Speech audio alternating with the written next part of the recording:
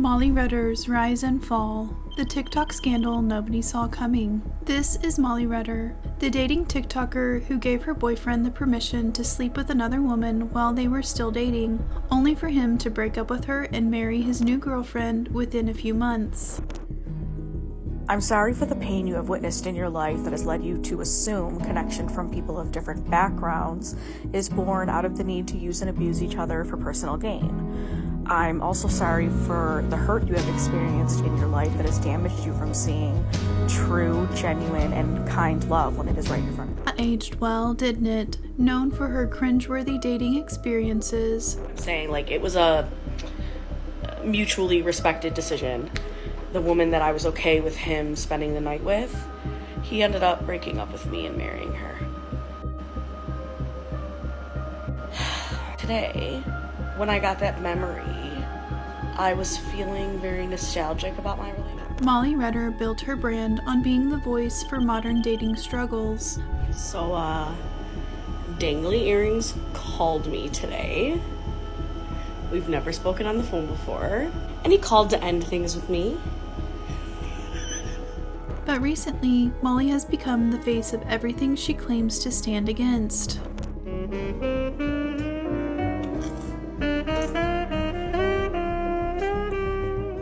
Self real and authentic while using old photos of herself on dating platforms that don't show how much weight she's gained in recent years. People are comparing her TikTok videos to her profile pictures, which look like this.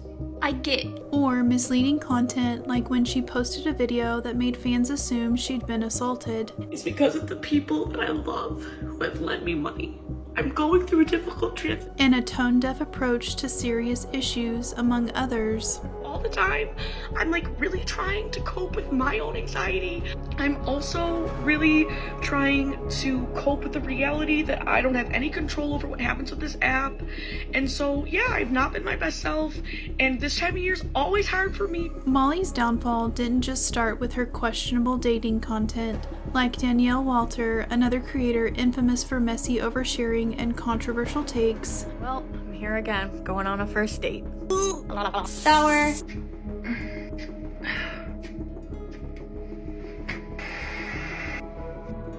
Molly's brand is on a downward spiral thanks to the very things that once made her popular, specifically performing a perfect fake date with another woman.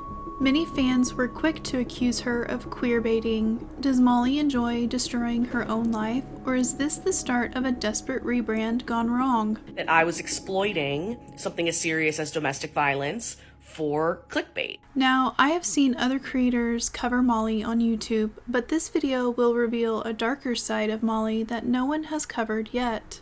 Molly isn't like any other dating creator on TikTok. Her brand is this weird combination of self-proclaimed relatable next-door girl vibes and cringeworthy oversharing, all while dodging accusations of making up stories for more engagement. Another fan shared that, and now with her sudden decision to talk about more serious issues like politics and social issues, she seems to have discovered another way of capturing her viewers' attention again. While Molly is popular for being a 32-year-old dating content creator who first gained attention while living in Turkey, it appears that she's still stuck with the mindset of a teenager. Molly first started documenting her life in Turkey, but once she moved back to Buffalo, New York, she leaned heavily into dating stories and TikTok shop hauls. That's where the virality started. Before going full-time with TikTok, she was actually a third-grade teacher and a dog mom who has 2 dogs that she takes absolutely everywhere with her. That might not sound like such a bad thing until I explain exactly why it's the most horrific thing ever. But stick with me while we'll get into it in a bit. This store is beautiful. You gotta come to this pet store sometimes. Smells good. Honestly, just what a terrible evening. I can't believe people. It would take me more mental energy to ghost someone to that elaborate of an extent minutes before we're supposed to see each other. But here's the thing, while Molly tries to present herself as the relatable single girl figuring it out, her audience has started to see her content as, well, a train wreck. Dating is already a vulnerable topic, but when someone makes their entire brand out of documenting failed dates, bad relationships, and oversharing every minor detail, it crosses the line from relatable to concerning. Take me more mental energy to ghost someone to that elaborate of an extent minutes before we're supposed to see each other. That would take more out of me than just saying, hey, sorry, I'm not feeling it anymore tonight, I'm just gonna stay in. How hard is it to send that kind of text? Unbelievable. Unbelievable. A growing number of viewers have started to question whether Molly's dating stories are even real, or if they're just carefully scripted for content now that TikTok has become her full-time job. Over the past year, Molly has found herself at the center of multiple controversies, both dating-related and totally unrelated content, which has led to her being talked about on platforms far beyond TikTok. Before diving into her bigger non-dating scandals, which set her entire brand up in blazes, let's talk about one of the earliest and strangest stories that really put Molly on the map. Her infamous date with tax guy. My first date in Buffalo. Homeboy is gonna help me do my taxes. And he ghosted. I'm 32 years old and he was 23. The age gap immediately raised eyebrows, not because age gaps are inherently wrong, but because Molly herself seemed to approach the entire situation in the cringiest way possible. She kept calling him homeboy throughout her TikTok updates, which already gave the whole thing a weird vibe. Being back in the States, and my first date in a while, actually. I don't think I've been on a date since like November. Genuinely excited about this date. He looked cute. We had good conversation. I hate dating in this generation. You know, maybe it was my mistake because he was very young. I'm 32 years old and he was 23. But the internet's response? Brutal. Viewers were quick to point out the obvious. After the whole tax guy situation, Molly didn't stay down for long. She bounced back, this time with someone she called Green Flags Guy, and from the start she made it clear that this date was the polar opposite of her previous disaster. This is going really well. He's a social worker. He literally has a Syrian refugee living with him right now. And he also is going through an existential crisis because his job, like he's on a leave at his job right now, so all the hardships he's going through, like, no, this guy's really cool. Oh my god. Amazing vibes, I'm having the best time. We're going to a second location. From the very first meeting, Molly painted him as the perfect guy. Thoughtful, empathetic, and in her words, all green flags. She went on a few more dates with him and shared every detail with her followers, even mentioning that he not only watched her TikToks, but genuinely enjoyed them. On their second outing, Molly met Green Flags Guy at a festival. He brought friends, which included a middle schooler who happened to be one of the Syrian refugees he was hosting. I really feel like things could have worked out between them if Molly's filming ethics had not gotten in the way. Recap of the Porch Fest meetup with the guy. So it was really fun. We met up and he had a lot of friends with him. He also had one of the refugees that's staying with him. He's a middle school student and he was really cool. He knew some Turkish, so we spoke Turkish together. That was really cute. This is where her obsession with time started showing. She kept pointing out small delays or changes to the schedule, which, for her, seemed to take on a much bigger meaning in terms of how she perceived the relationship. Their third date was more low-key. They grabbed breakfast, but Molly still couldn't resist filming. I went on a third date with the Green Flags Guy, and it was cute. We went and got breakfast together, but I didn't film a whole lot on that date, so let me just show you a little bit of what I did record, and then I'll give you a recap after. Look, we're welcome here. It's you. That's nice. Wow. They're good with girls who talk in the little high voice like me. Of course they can. I've never been here before. Never been in here. She lives around the neighborhood. Hey. So cute. That's it? Yeah, I'll take that. Just the whole thing's really hot. All right. So yeah, the date was really cute. We went to a place I'd never been before, and it was a good time. Like, again, just good conversation, chill.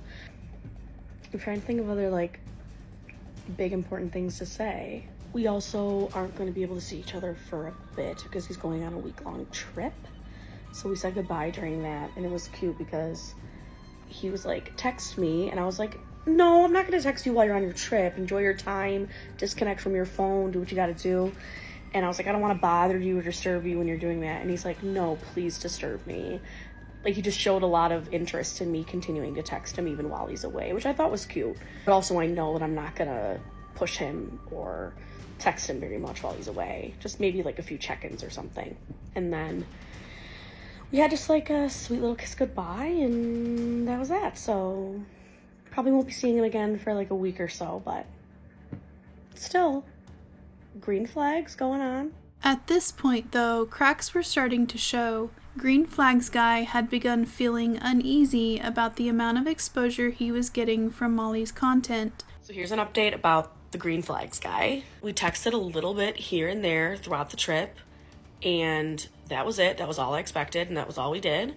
And then right when we came back, we almost met up for a date, but the timing just didn't work out. We were gonna go walk my dogs together, but like I said, the timing just didn't work. And then we texted today about meeting up, but he also was busy today. But I think probably sometime in the next week, him and I will meet up again. I understand what you're saying. I think in some cases, the week-long trip could have been a make or break type situation. But actually, I think in our case, especially with me posting the dating videos, he felt some type of way about it. Even though I did get his initial consent, there was some miscommunication there. And I think he got spooked by the amount of views the video got and stuff, which is totally valid. And him and I talked it out. And basically, him and I have agreed at this point to go slow. And I actually really like that. We both really like the idea of having a friends vibe first and then see where it takes us. And I don't think this is like us pushing away from each other or something. I still think there's a potential for a romantic or flirty vibe beyond friendship there, but I think both him and I feel good at the idea of going slow, getting to know each other, and seeing where that takes us. So that's the update about the Green Flags guy. She told her audience that they decided to go slow, maybe start as friends, and see what happens. In her final update, Molly revealed that Green Flags guy had officially friend-zoned her and, more importantly, asked her to stop talking about him on TikTok. But even in the same breath, Molly still brought him up, insisting that none of this was weird, at least to her. All right, so update about the Green Flags guy. We are officially friend-zoned. He has also asked me to not talk about him anymore on my TikTok, so I won't do that out of respect for him. And he explained to me all the reasons why he wants to just be friends, and ultimately I really respect all of those reasons, and I'm fine with it. Yeah, I'm looking for a long-term partner, but a lot can happen in the journey of trying to find that. Like, you may end up with a new friend. Silver lining, I met a lot of his friends, and I went out with some of them last weekend. Not even with him. He ended up meeting us out later in the night, but my plan was just to meet up with his friends, and I had a great time. They're cool people. So I'm fine with us just being friends, and that's that. I'm going to continue to date and see other people. Actually, last weekend on Saturday, I had a date, but I canceled it because, actually, of advice that I got from a commenter who said that she doesn't go on dates unless it's confirmed 3 hours in advance. And so that was in my mind. And so me and this guy, he's not from Buffalo. He was in town for work. We made plans to get drinks Saturday night. And he originally wanted to meet at 11. And I was like, that's way too late. So then he's like, okay, how about 9? And I was like, okay, that's fine. And then we were playing a bit of phone tag that day because I was at a family party and he was at work until 7. So he texted me at about 2 p.m., asked where I wanted to go that night. I replied back and said, I could recommend anything from a fancy cocktail bar to a beer place to a dive bar. What kind of vibe are you looking for? I texted him that at around like 4:30 p.m. Then I left the family party. It's now like 6:30, still no answer. So I'm like, if I was following the 3-date rule, I would have already said like, okay, no, the date's not happening. But I did give him a little bit of leeway because he did say he was working till 7. So I was like, all right, I'll give him till after 7 to answer me.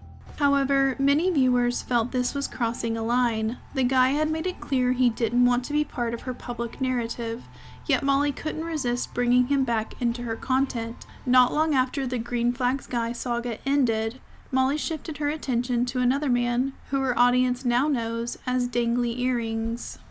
Funny you should ask. I was literally going to reply to this comment yesterday, but I'm so glad I waited because Dangly Earrings guy texted me this morning Basically, me and Dangly Earrings went on a date like 2 weeks ago now, and we kept in contact a bit. He, on the date itself, talked about how he wanted to see me again and mentioned a few date ideas, and then he was actually the one who texted me first after the date and said he had a great time.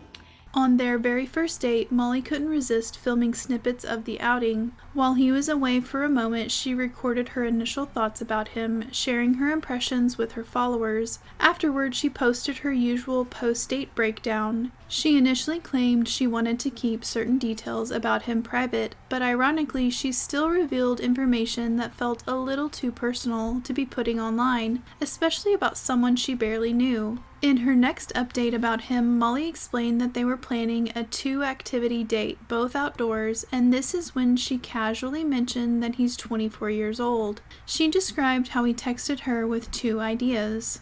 And then we texted a bit. We weren't texting super regularly, but when we did text, it was like paragraphs of conversation. Quality over quantity, you know? The last time we texted at all was the 4th of July, where we asked what we did for the 4th and stuff. And he texted me today this like huge paragraphs of a text where he mentioned 2 date ideas that he wanted to take me on. The first one is for this outdoor activity that I'm not going to specify what it is because it's pretty niche and might reveal his identity, but it's one of his hobbies that he likes to do, and he invited me to come to it with my dogs, but he said it's supposed to rain that day. I don't know if you want to be out in the rain, but I personally love being in a good storm, and I'm probably just going to bring an umbrella and be prepared to get wet if you'd like to come.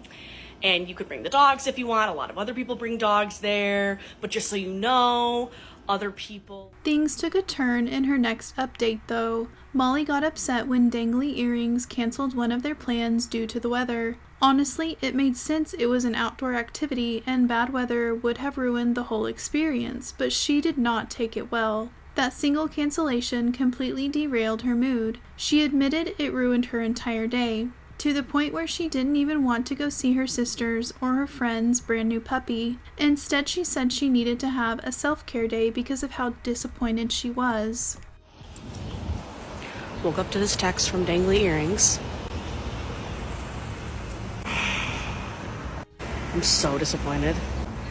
We've seen this before with the tax guy, where she writes off a night with her friend and her dog as a horrible evening just because this guy stood her up. She's openly admitted in other videos that when a guy cancels, it takes every ounce of her energy just to hit record and talk about it. In one clip, she vents about how a guy bailed on her because one of his friends was going through a tough time, and he wanted to be there for her. Molly says she understands, but then immediately follows with this sinking feeling that the guy will never reschedule, and she mentally prepares herself to never see him again. There's just so much disappointment and lack of consistency. It's so easy for people to cancel plans now. Like, for example, by contrast, I was excited about this date for days, and today Jenny got a new puppy, and she invited me over, of course, but I said no because I had these plans. And now you'd think, okay, sure, you can, now that this date is canceled, you can just go do that anyways. But I am in such a bad mood that I need to do a self-care day or else I will be miserable. I'm just not in the mood to be sharing in someone else's joy today, which is so disappointing because if I didn't have this date plan to begin with, I could have just had my Monday plan B to go spend time with Jenny and the puppy. But no, I had plans. Or even if you would have canceled it yesterday, I could have remade plans. I could have just been angry for the evening, then remade plans to spend with Jenny today, right? But no, he cancels the day of. And I mean, I at least appreciate he didn't ghost me like so many other men do. 2 things are coexisting right now. The Molly that is so exhausted from the disappointment of dating is so angry at him. Oh my God, were you pooping? Oh my God, I'm so sorry. The disappointed Molly and the angry Molly has no more F's to give, and I'm fully expecting for this guy to never reschedule and for me never to see him again. That side of Molly is a huge pessimist, because being a pessimist feels better right now than expecting something good out of a man that has yet to prove me that he can do that. So instead of pouring hope into someone I've just met, I'm pouring love into myself today. And the part of me that is a human does understand. It's not his fault the weather's like this. And I understand what it's like to have a long weekend and you want some time to yourself. Like, I do completely understand that. Does that make me any less disappointed? No, it doesn't.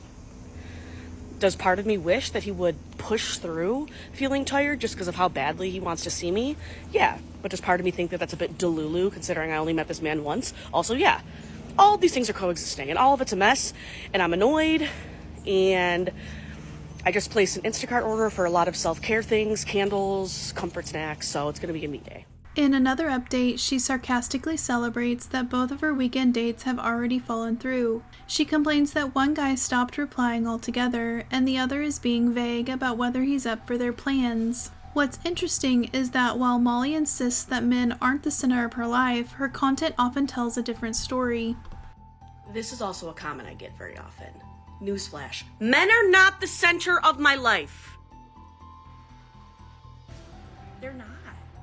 I know it might seem like that to you because you see snippets of my life that are very entertaining and comical because they're these dating stories and dating experiences that I have.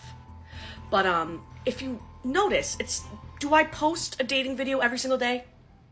But watching her videos back to back, you can't help but notice how deeply these cancellations affect her. It makes you wonder, why not just pivot, enjoy the night, or spend time with friends instead of spiraling? Another thing I've picked up on is that Molly doesn't seem to enjoy being alone or not having plans. If she's not on a date or out with friends, she feels restless. And that's fine, but some of the most valuable growth can happen during periods of being truly single and spending time with yourself. I don't know if she's ever really had that kind of quiet space to just be. And my goals for the year in dating were to have more activity dates. In the case of dangly earrings, the rescheduled date was probably a blessing, considering the weather. Still, she ended the video with a dramatic sigh, declaring she'd probably never see him again. But in true Molly fashion, the very next update is about how they're meeting up again. And of course, she's showing the text messages on screen. I can feel the I told you so's coming through the camera. Dangly earrings texted me, guys. We have a date scheduled for tomorrow. Look, I know I'm jaded, okay? I think I have a right to be jaded. I think I have a right to be pessimistic and not exactly expecting the best out of men at this point in my life. But this guy's definitely full of pleasant surprises. So that's good. I'm like, that's a good track record. The next vlog about their date really made me pause. Molly talks about walking 40 minutes to meet him, already running 30 minutes late, all while juggling her dogs and complaining about how sweaty she is.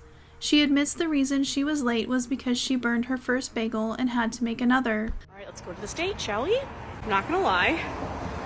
It's a 40-minute walk to where we're meeting, and I've only been walking maybe 3 minutes and I'm already sweating profusely. I brought my portable fan. I meant to pack some tissues to like dab my sweat off when I get there, but I forgot. And I'm running about 30 minutes late. So, not the best start, I have to say. Kind of struggling. But he was nice about it. Like, I did warn him in advance that I was running late. It happened because I made myself a bagel and I burned the bagel. And so then I had to make the bagel again, and that's what made me run late. And he was like, no worries, take your time. So, and then I started walking my dogs and realized that I forgot my poop bags. I just wish the street I had to walk down was more shaded. I think that's my biggest issue. It's like, you can see like a little bit of shade and then long patches of sun. And that's when I really get sweaty. Oh, look how beautiful today looks though. There's not a cloud in the sky. My makeup has already come off. Sadly, things didn't work out as planned between her and Dangly Earrings. So, Dangly Earrings called me today. We've never spoken on the phone before. And he called to end things with me. Oh, God. The phone call started out with him saying, I don't really know how to say this, but basically, I don't think it's a good idea for us to continue to date. I have a lot of things in my life that I'm working on right now, like the whole spiel about like, it's not you, it's me sort of thing. But then we ended up talking on the phone for, I swear, like 20 minutes or so, we got into the nitty-gritty. He was basically telling me that he thinks we're at different points in our lives where I'm most likely looking for something more serious than he is, which I completely agree with. I know people in the comments are gonna go, oh my god, it's because he's 24 and you're 32. Like, I know. You all are gonna say that in the comments, and go ahead and do so.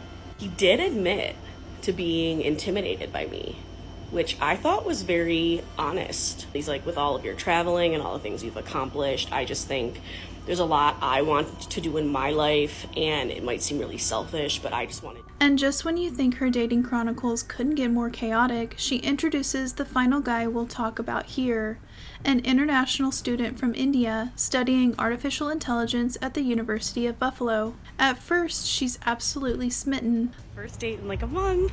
Guys, I feel really cute tonight. I'm excited to meet this guy. So he's from India. He goes to university in Buffalo. It's his first time in the States ever.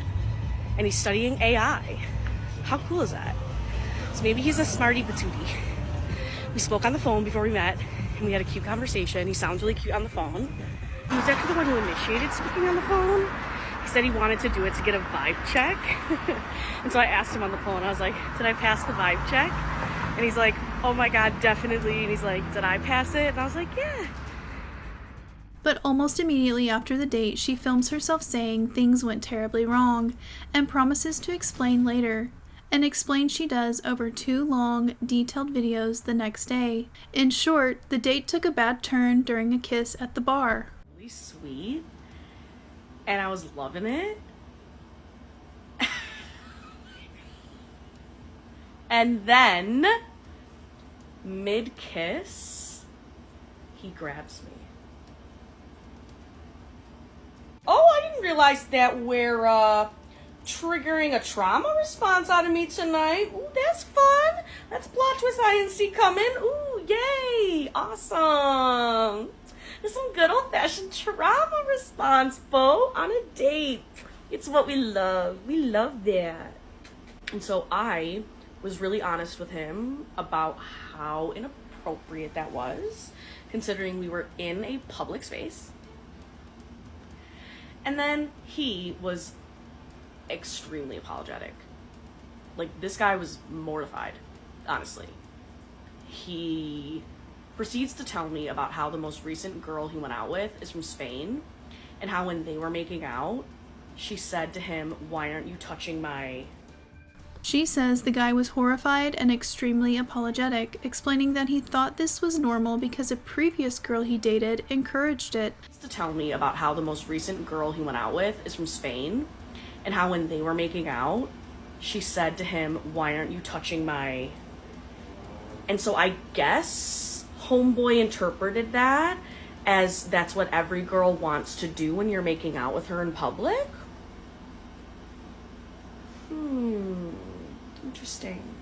Interesting take on that one. So I'm like, oh, okay. Yeah, every girl's different, and most women have experienced some form of assault and trauma. And so, yeah, maybe you shouldn't do that. And I told him that I actually find it really attractive when a man asks permission to do something. Like I said, like when you asked to kiss me, I thought that was super attractive. I loved that. I was like, lean into that. Lean on the side of caution. Ask people before you do something like that. Also, I said a pretty good rule of thumb is that touching someone in that way is reserved for the privacy of your own bedroom, not while you're out in public at a restaurant. Despite how uncomfortable the moment made her, she still ends up at another bar later that night with him and a friend. According to Molly, she told him he's not a bad person and we all make mistakes, and as long as the incident doesn't repeat itself, they're totally fine. But any sense of calm quickly vanished when they got to the second bar. Molly tried to help a woman who had misplaced her phone by offering her own to call it. Instead of appreciating the gesture, her date decided this was the perfect moment to lecture her on personal safety. Essentially scold me and criticize me for giving my phone to a stranger. He's telling me how dangerous that is, how someone could just steal it, how he doesn't trust people and he really cares about protecting people that he cares about. Basically just telling me how risky it is what I did and like not to do that. And I look at him and I'm like, I'm very capable of assessing danger in a situation. I could tell she wasn't going to do anything with my phone. I felt completely fine giving it to her. But he keeps talking about it. He keeps going. He's like definitely mansplaining at this point. And then I'm getting mad.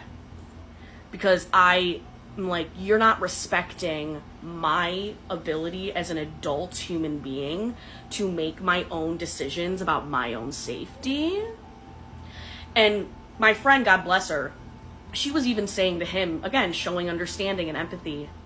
She's like, I totally understand why you feel that way. You're living in a foreign country. You just moved here. It can totally make sense why you wouldn't feel comfortable doing that. But Molly, this is her hometown. By this point, she's had enough. Then to make things even more awkward, he places a hand on the small of her back, this time asking for permission first, and asks if he can kiss her. Ironically, this is exactly what she told him to do earlier, but by now she's completely over it. Not tell me what to do and respect my own decision making for my own life. That's essentially what I told him. And he was like, no, you're absolutely right. I totally get that. I've learned so much from you tonight. Like, you obviously were such a good teacher because you've taught me so much about confidence. So now I'm getting the ick. Like, now my skin is starting to crawl. I'm like, I am not your mommy. I am not your teacher. I am on this date with you to find connection, to ultimately find a partner. Okay? Instantly, I was like, this is never going to work. Like, never, never, ever, ever, ever. And then the icing on the cake is he says, you've taught me how to be a better man. Oh, have I? Oh, have I? How nice. Isn't that so nice, Bo? I taught him how to be a better man. I didn't realize that was my responsibility that night. A man who crossed my physical boundaries and touched me inappropriately at a public place. I taught him how to be a better man. Isn't that so nice? He's so for real. When he said that, I instantly looked at my friend. I said, yeah, we're gonna go. Things go from bad to worse when he asks, "Can I kiss you?" as they're leaving. He puts his hand on my back and he's like, is it okay if I touch you here? And I look at him, I'm like, look, I expect you to be able to discern the difference between touching someone's back and touching someone's in a public space. Is this person a child? We get up to leave, okay? And he goes, can I kiss you? What? What? No, that did not just come out of his actual childish mouth. No way. She and her friend leave, laughing off the disaster with a girl power moment, but it's clear that the date was anything but exactly how she planned it. Looking back, Molly questions whether he's truly a bad guy or just painfully inexperienced and socially awkward. Either way, the boundary crossing at the bar was unacceptable in her eyes. You can't. Me and my friend leave, and we just had like a girl powwow the rest of the night venting about this man. Because there's so much to digest here. Oh, I'm getting a little emotional now thinking about it. I was like going at this with a lot of humor at first and how funny this whole thing is.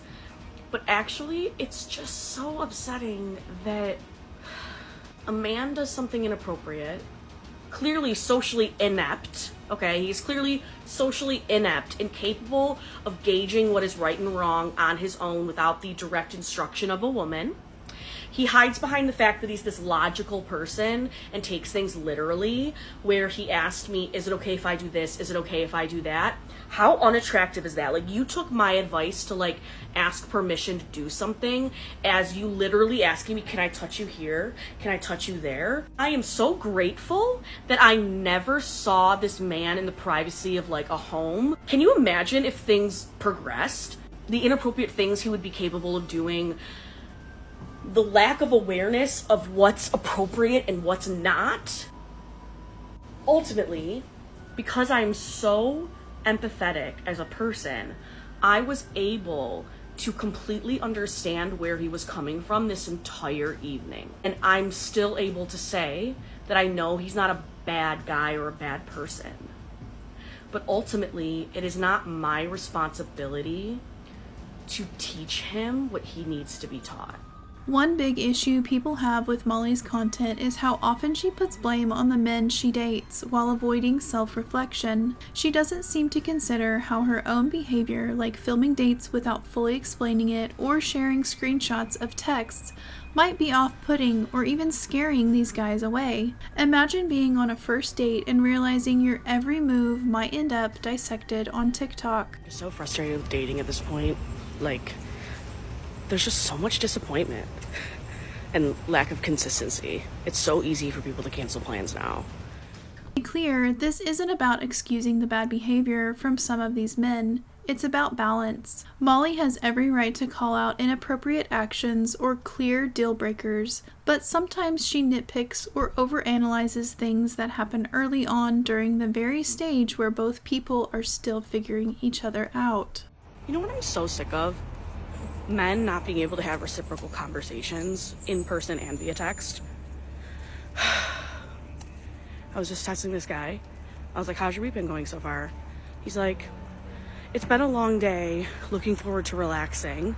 So by the way, didn't even actually answer my question. And then didn't ask me anything about me. Yay! What am I supposed to do with that? What am I actually supposed to do with that?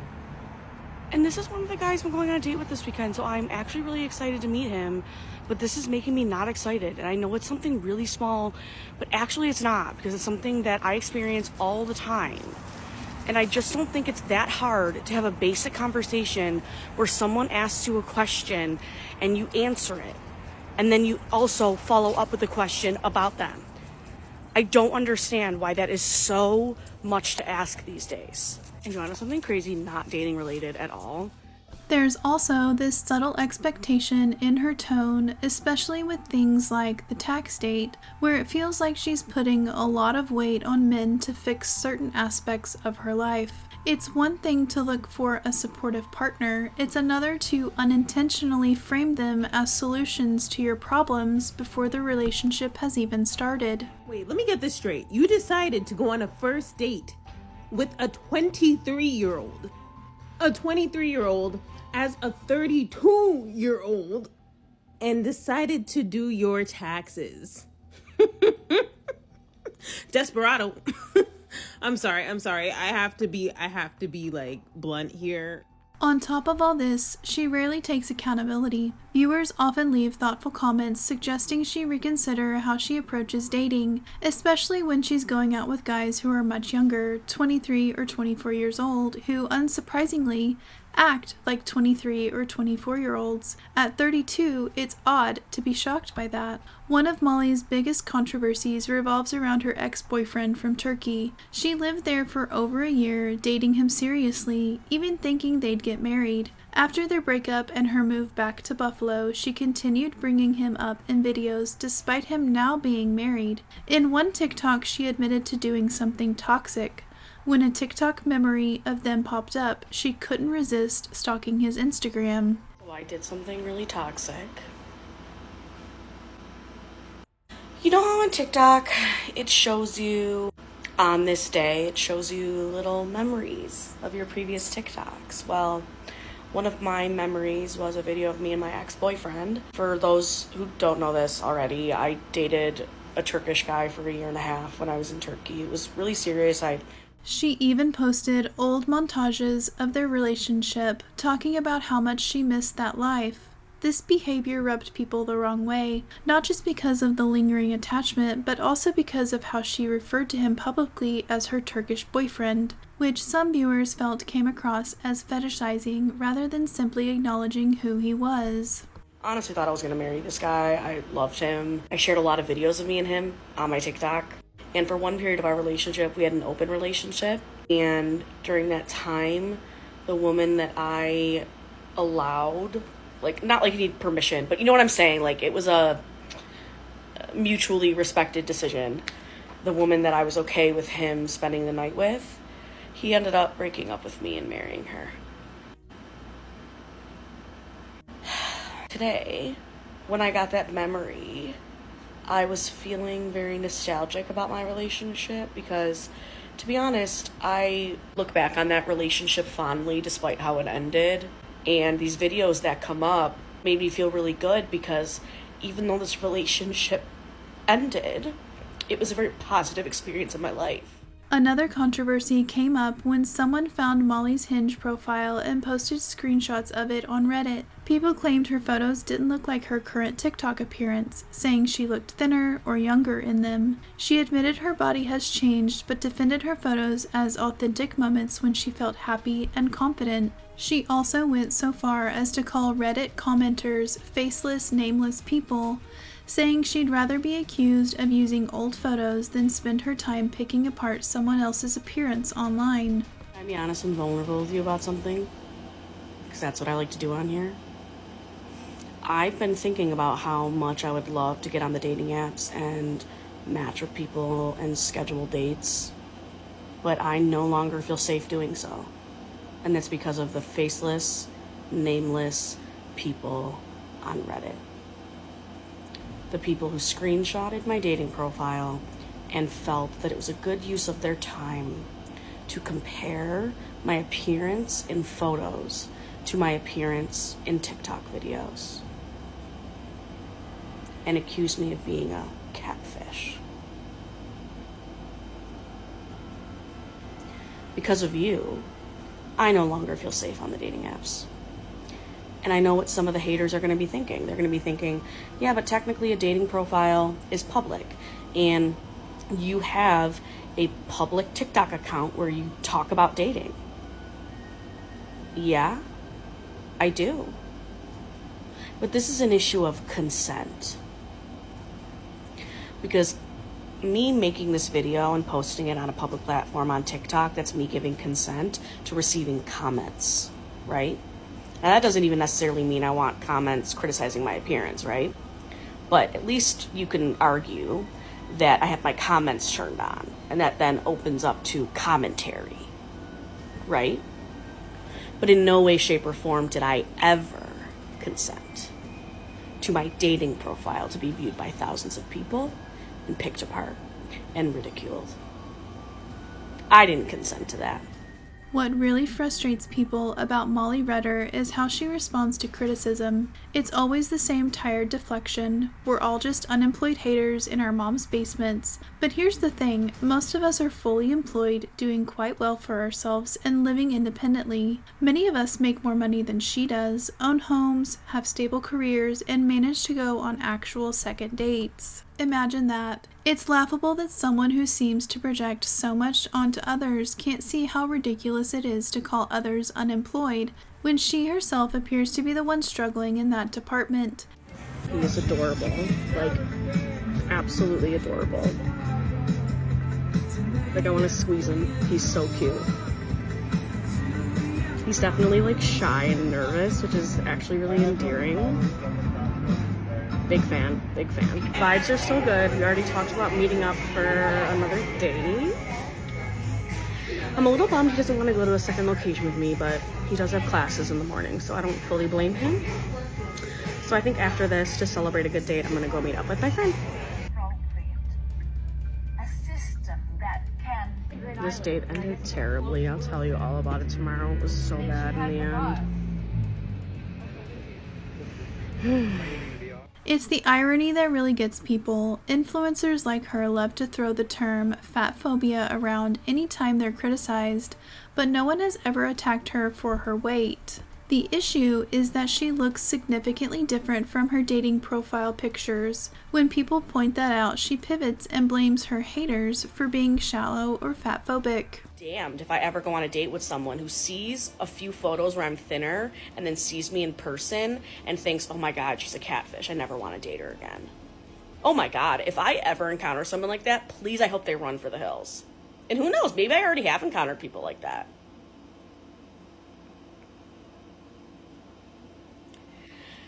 Do you have any idea how many times I've gone on dates where someone looks different in person than their photos?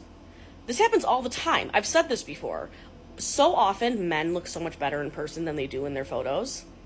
And do you think those people are catfishing me then? What about men who are clean shaven in photos with short hair, but in person they have a beard and long hair? Are they catfishing? What about people who show pictures of themselves in the summertime where they have more of a suntan, more freckles on their face, but then you go on a date with them in the winter? Are they catfishing you? Someone who has a different hair color, are they catfishing? No? No, you don't consider that catfishing, but you consider it times where you have more or less body fat. Do you really think it crosses my mind? But it's not about her body, it's about the deception. If someone showed up looking completely different from their photos, whether it's because they lost weight, shaved their head, or changed their style, it would still be a valid reason to feel misled. It's a dating app. Physical presentation matters. There's a horrific thing that hit the news recently where it was a young girl that got catfished online. The guy came to her house, her entire family, and kidnapped her. And here's the thing, she's young and you can say that doesn't happen to adults. People are more careful than that, but that's not true. In my business, I'm a dating and relationship coach and singles recruiter. I see lots of adults meet people from dating apps where they have not had a phone call, have not had a FaceTime, and have not verified. What people really take issue with is her refusal to acknowledge the disconnect. Instead of being honest about how she looks now and embracing her current self, she clings to outdated images and doubles down on defensiveness. Body fat. Do you really think it crosses my mind when I'm putting together my dating profile? Do you really think I'm thinking, I better make sure all my photos show exactly the correct amount of body fat that I have right now? Do you really think I care about that? That's a concern of mine? I hope to God I never encounter people in real life like those nameless, faceless Reddit people. Because those are not the people I want to surround myself with. Beauty is more than skin deep. Beauty is more than just the amount of body fat you have on. Bodies fluctuate, appearances change. What matters is how you are on the inside. I would rather be a catfish for showing more or less body fat than to be a nameless, faceless coward on Reddit criticizing someone else's body. I'd rather be that kind of catfish than to be the kind of catfish you are on Reddit, where you're pretending to be some high and mighty justice warrior. We better protect all these people out there so they don't date Molly because, oh my gosh, wait till they see how much body fat she has on her. My God! Her line, "I like how I look in the photos," rubbed a lot of people the wrong way. If she truly liked how she looks now, she'd post updated pictures, right? The truth is, she appears to have internalized a lot of fat phobia herself. She's not comfortable with her appearance, and instead of addressing that, she lashes out at others who point out the discrepancies. It's that kind of projection that really turns people off. Like, let's just say I agreed with these people, right? Let's just say I completely agreed that I have been catfishing people online by misrepresenting how I look. Let's just say I agreed with them. Okay, and? I don't even think this is an interesting talking point. I'm also going to put photos on my dating profile that I feel really beautiful in. And I just, oh my God, I can't even believe I'm to talk about this as much as I am right now. Like, I just don't care. Like, I just don't care enough about this topic. I know someone's gonna say, like, oh, why are you talking about it?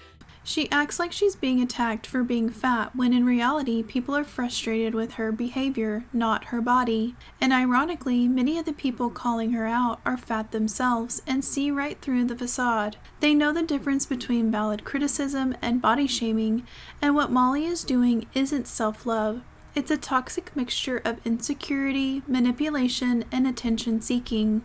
And then once her profile pictures came forward, she got really mad and made this whole rant about how unsafe she feels because people are comparing her TikTok videos to her profile pictures, which look like this.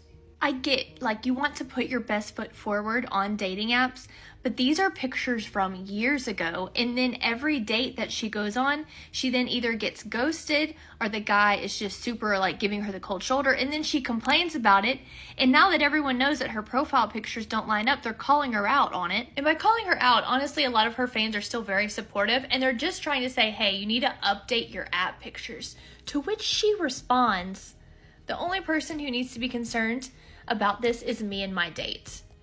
What? These are people who have been following her for years, and she has a huge followership, and people still are just like trying to come to her, say, update your pictures, you're beautiful, you're a woman in your 30s. Just let people know what they should expect whenever they meet you on dates.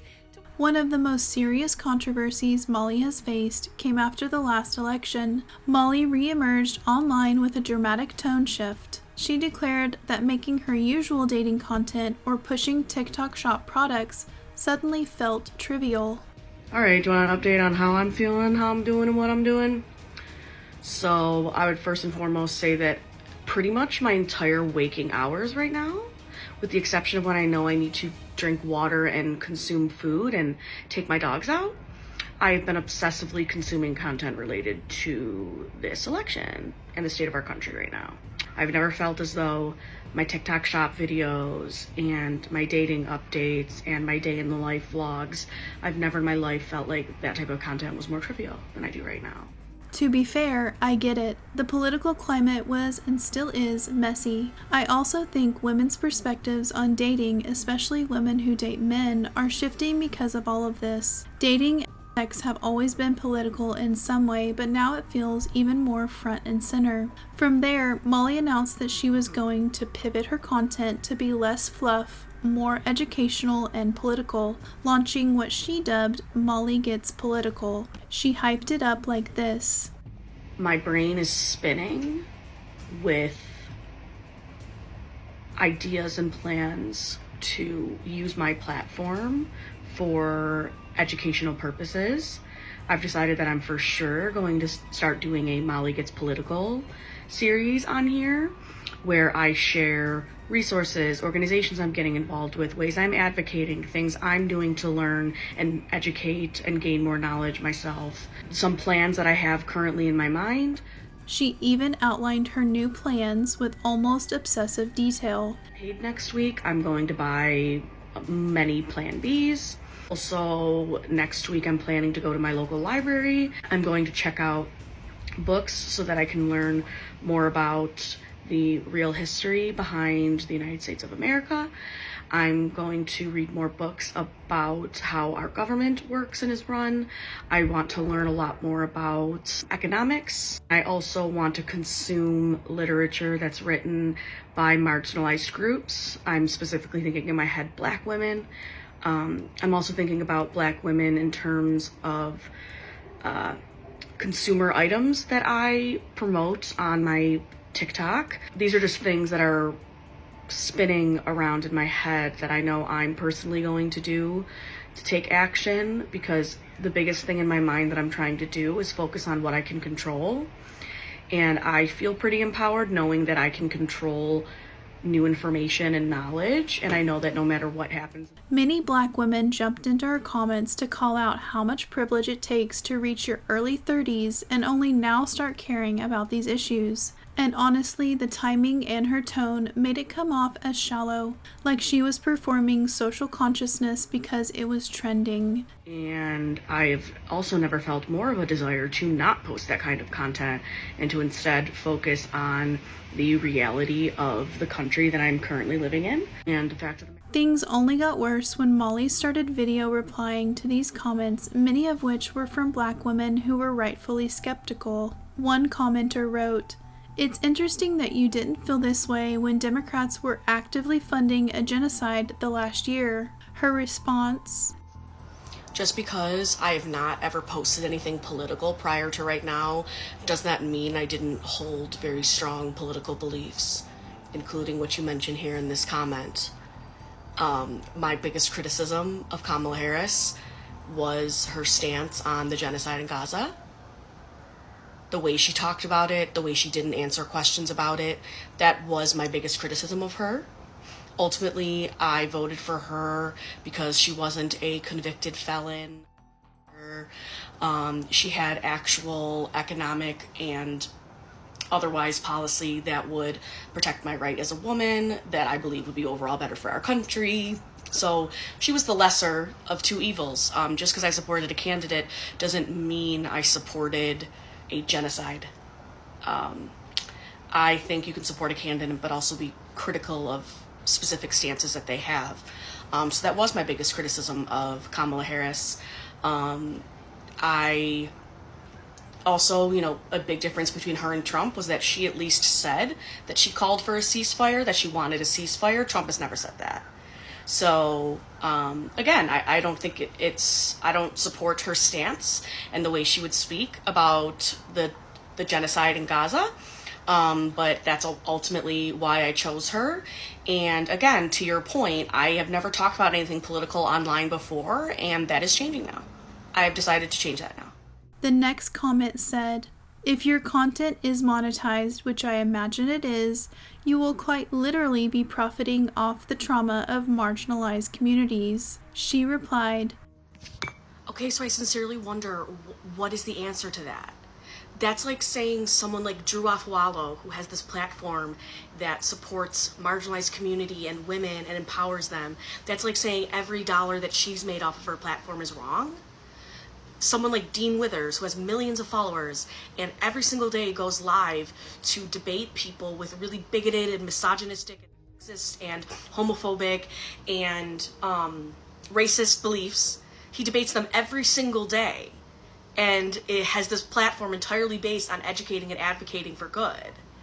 So that's saying every dollar that he makes is profiting off of marginalized people?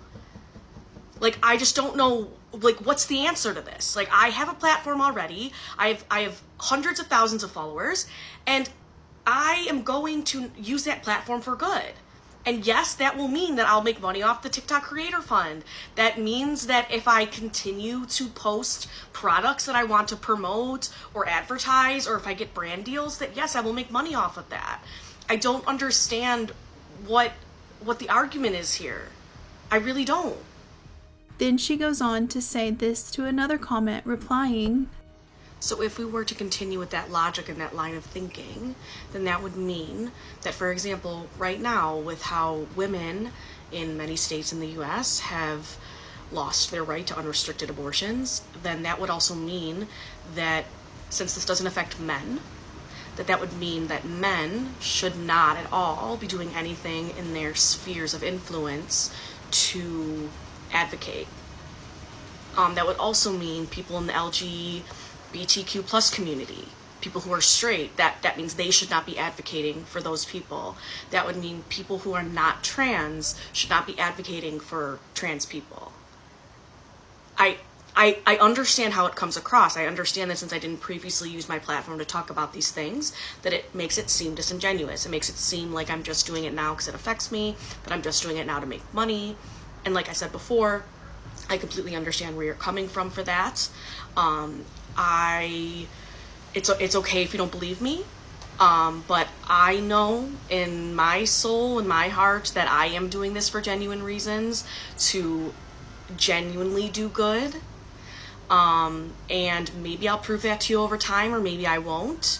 But I do not think just because I am a white woman and I have had privilege in that way my entire life, I don't think that means I shouldn't advocate for marginalized communities now. And just because I've never talked about it before, I don't think that means I shouldn't talk about it now. I think the opposite. I think it means I should do it now more than ever.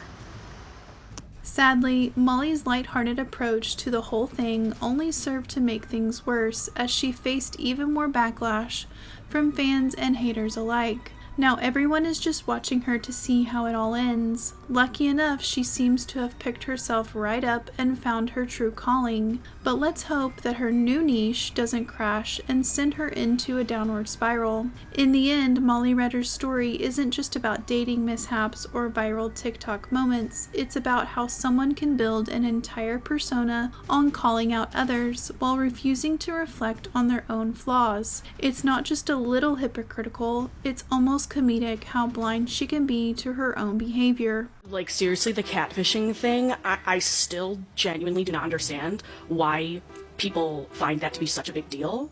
This, ironically, is what keeps people watching. It's not simply because she's entertaining, it's because her personality feels both unfiltered and unsettling. People aren't just tuning in for dating stories or her opinion on politics and marginalized groups. They're watching a train wreck in slow motion, with Molly at the wheel, never fully owning the damage she causes. Just because I have not ever posted anything political prior to right now, does that mean I didn't hold very strong political beliefs.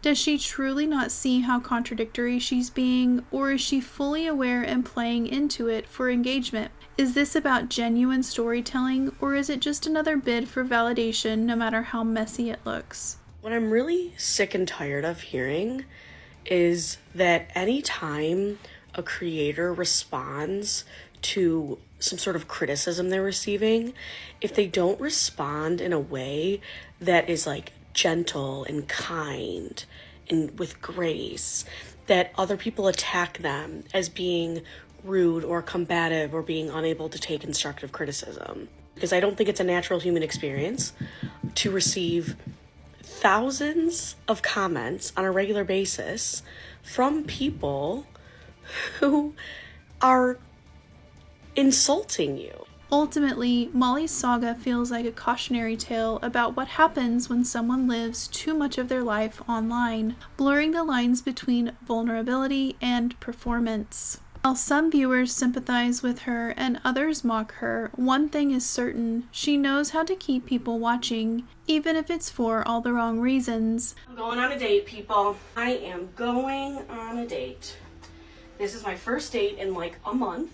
So what do you think? Is Molly simply misunderstood, or is this all part of a self-created cycle she thrives on? Let us know in the comments below, and don't forget to let us know if we missed any of her biggest moments or controversies. Hey Molly, that's awesome that you're going on another date, but do you think maybe you should update your pictures on your dating profiles to kind of more, accurately depict how you look right now?